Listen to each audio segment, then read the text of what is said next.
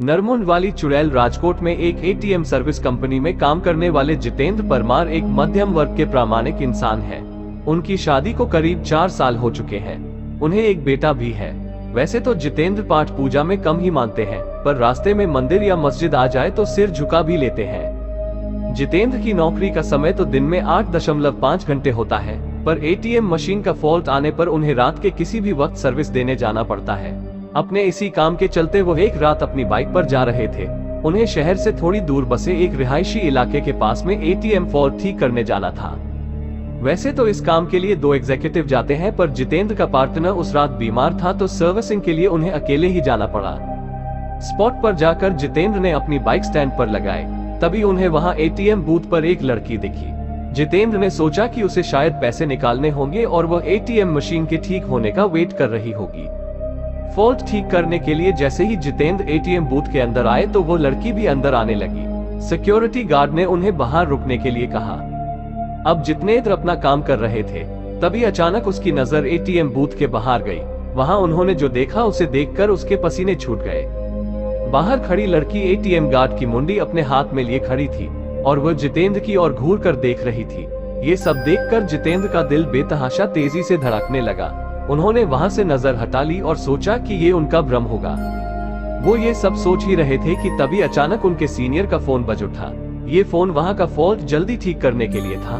कांपते कांपते जितेंद्र फिर से काम पर लग गए। थोड़ी ही देर में उन्होंने एटीएम मशीन ठीक कर लिया। इस बार एटीएम बूथ से बाहर देखने पर सब नॉर्मल लग रहा था।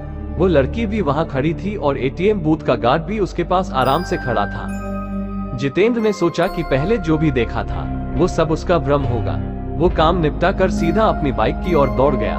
जाने से पहले उसने एक बार फिर एटीएम बूथ पर नजर डाली, तब एक बार फिर से उसका दिल दहल गया।